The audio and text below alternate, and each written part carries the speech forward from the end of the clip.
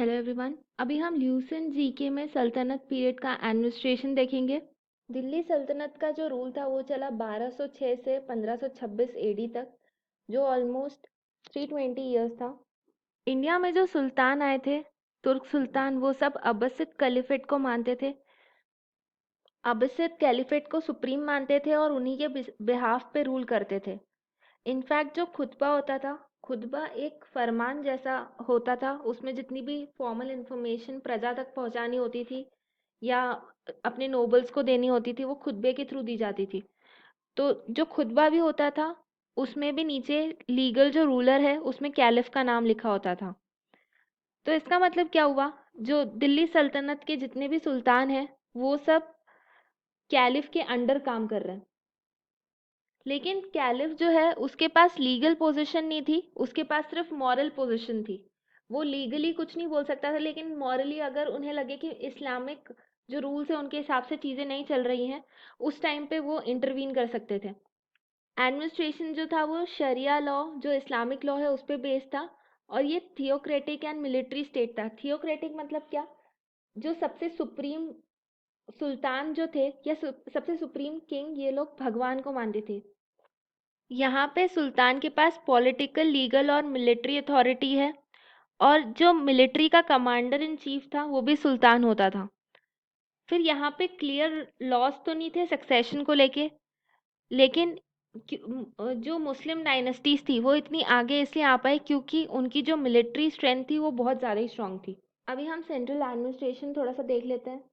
जो सुल्तान था वो हेड था एम्पायर का, उसके पास मैक्सिमम पास थी और कुछ ऑफिशियल्स को अपॉइंट किया गया था एडमिनिस्ट्रेशन को देखने के लिए। तो ये मिनिस्टर्स थे सुल्तान के। सबसे पहले वजीर, वजीर को बोला जाता था दीवान वजीर। ये डिपार्टमेंट ऑफ फाइनेंस का हेड था और ये प्राइम मिनिस्टर भी था। फिर होता था दीवान रिसालत, वो था डिपार्टमेंट ऑफ फॉरेन अफेयर्स या डिपार्टमेंट ऑफ अपील्स। फिर थे सदर उस सुदर, ये थे मिनिस्टर ऑफ इस्लामिक। फिर Dewan Insha, minister of external affairs. Dewan Aris, defence minister. और काजी कुज्जत, मिनिस्टर ऑफ लॉ। अब हम प्रोविंशियल एडमिनिस्ट्रेशन की बात करें तो जो एम्पायर था वो इक्ताज में डिवाइडेड था। इक्ता का मतलब आप प्रोविंस समझ लीजिए। और उसके जो हेड थे वो थे मुफ्ती, वाली या इक्तेदार। इक्तेदार से जो छोटा था वो था परगना, शिक और विलेज। शिक क्या थी, शिक डिस्ट्रिक्ट को शिक बोलते थे और उसके हेड होते थे शिकदर। फिर परगना यानी कि तालुका, और उसके हेड होते थे चौधरी या आमिल। और फिर ग्राम मतलब विलेजेस, और विलेजेस के जो हेड होते थे उनको बोलते थे खूत या मुकद्दम। लोकल एडमिनिस्ट्रेशन की बात करें तो विलेज जो सबसे स्मॉलेस्ट यूनिट ऑफ एडमिनिस्ट्रेशन है, विलेज यानी कि ग्राम। यहाँ पे लोकल हेरिडेटरी ऑफिसर्स होते थे और पंचायत होती थी। पंचायत का काम था एजुकेशन, सैनिटेशन, जस्टिस और रेवेन्यू पे ध्यान देना। और सेंट्रल गवर्नमेंट जो है वो विलेज एडमिनिस्ट्रेशन के साथ इंटरफेयर नहीं करती थी। अगर हम जुडिशियल एडमिनिस्ट्रेशन की बात करें तो सुल्तान जो है वो हाईएस्ट जुडिशियल अथॉरिटी था। फिर था काजी उल कुदर, मतलब चीफ जुडिशियल ऑफिसर। फिर काजी जो था वो हर एक टाउन में अपॉइंट किया जाता था और क्रिमिनल्स जो थे उनको बहुत बुरी तरीके से पनिश किया जाता था। अब हम बात करते हैं आर्ट एंड आर्किटेक्चर के बारे में। मामलुक पीरियड में क्या क्या बना था, कुतुब मीनार, कुव्वल उल इस्लाम मॉस्क, नसीरुद्दीन मोहम्मद की टोम, और बलबन सिरी जो कि था एक नया टाउन दिल्ली में। ये है पिक्चर कुव्वल उल इस्लाम मॉस्क का। ये जो मॉस्क है ये 27 हिंदू और जैन टेम्पल डिस्ट्रॉय करके बनाया गया था। ये है नसीरुद्दीन मोहम्मद की टोम। अब हम बात करते हैं खिलजी पीरियड के आर्किटेक्चर के बारे में। यहाँ पे बनवाई गई थी दरगाह ऑफ हजरत निज़ामुद्दीन औलिया, और इसी टाइम पे बना था ये अलाई दरवाज़ा। यहाँ पे कुछ हम प्रोमिनेंट फीचर्स देख सकते हैं जो दिल्ली सल्तनत का आर्ट एंड आर्किटेक्चर है उसके। जैसे सबसे ऊपर ये जो डोम बनी हुई है, डोम टाइप स्ट्रक्चर है ये। और उसके अलावा यहाँ पे जो ये गेट बन रहा है इसके ऊपर ये आर्क बन रही है हल्की हल्की। यहाँ पे इतनी प्रोमिनेंट नहीं है, लेकिन ये आर्क बनती है, थोड़ा सा पॉइंटी होता है ऊपर की तरफ यहाँ पे। फिर उसके अलावा कुछ और फीचर्स है जैसे कि अरेबिक लैंग्वेज में डेकोरेशंस की होती है। और फिर मोहम्मद बिन तुगलक ने जब गियासुद्दीन तुगलक की टॉम बनवाई थी तब उसको एक हाई प्लेटफॉर्म पे बनाया था। तुगलक डायनेस्टी का जो भी आर्किटेक्चर था वो बहुत ही ज़्यादा सिंपल और सोबर था। इससे ये दिखता है कि वहाँ पे फाइनेंशियल रिसोर्सेज की उस टाइम पे बहुत ही कमी थी।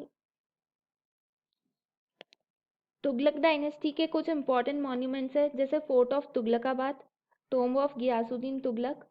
और इससे हम देख सकते हैं यहाँ पे नए तरीके का एक इंडो इस्लामिक आर्किटेक्चर जो है उस जो टोम्स है और फोर्ट्स है उसमें वो देखने को मिला, और आगे चल के इसी को यूज़ किया गया।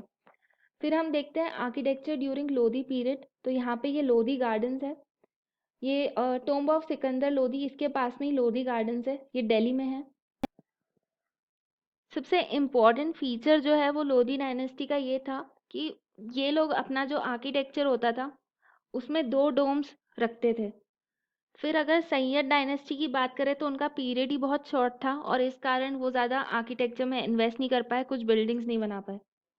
अब हम बात करते हैं लिटरेचर की, दिल्ली सल्तनत के टाइम की। दिल्ली सल्तनत ने विटनेस किए बहुत अच्छे अच्छे स्कॉलर्स, जैसे कि अलबरूनी है, आमिर खुसरो है, और ज़ी उल बरानी है। बहुत सारा जो संस्कृत मटेरियल है उसे ट्रांसलेट किया गया अरबिक और उर्दू लैंग्वेजेस में। ये इसकी जो शुरुआत हुई थी वो सल्तनत पीरियड में ही हुई थी। सबसे पहले हम बात करते हैं अल-बिरूनी की। ये अरबिक पर्शियन स्कॉलर थे, और इनको पेट्रोनाइज किया था महमूद ऑफ गजनी ने। इन्होंने संस्कृत सीखी और संस्कृत से अरबिक में बहुत सारी चीज़ों को ट्रांसलेट किया। ये बहुत ही ज़्यादा इम्प्रेस थे, प्रभावित थे उपनिषद और भगवत गीता से। इन्होंने एक बुक लिखी थी तारीख उल हिंद। इसमें इन्होंने मेंशन की थी सोशियो इकोनॉमिक कंडीशंस जो इंडिया की थी उस टाइम पे। अब हम बात करते हैं आमिर खुसरो की। ये बहुत ही फेमस पर्शियन राइटर थे, पोएट थे। ऐसा कहा जाता है इन्होंने 4 लाख कपलेट्स लिखे। कपलेट्स क्या होती है? छोटी छोटी राइम करने वाली जो पोएम्स होती है वो। और ये बहुत ही अच्छे सिंगर थे, और इसीलिए इन्हें टाइटल दिया गया था पैरेट ऑफ इंडिया, तूती ई हिंद। आमिर खुसरो की बात करें तो इन्होंने शब्द हिंद यानी कि इंडियन स्टाइल पर्शियन पोइट्री की शुरुआत की। फिर इन्होंने अलाउद्दीन खिलजी के ऊपर एक बुक लिखी जिसका नाम था खजान उल फतेह, जिसमें उनके कॉन्क्वेस्ट के बारे में लिखा गया था। फिर इन्होंने गियासुद्दीन तुगलक के लिए लिखा तुगलकनामा, और ये था आर्ट एंड आर्किटेक्चर दिल्ली सल्तनत का। Thank you.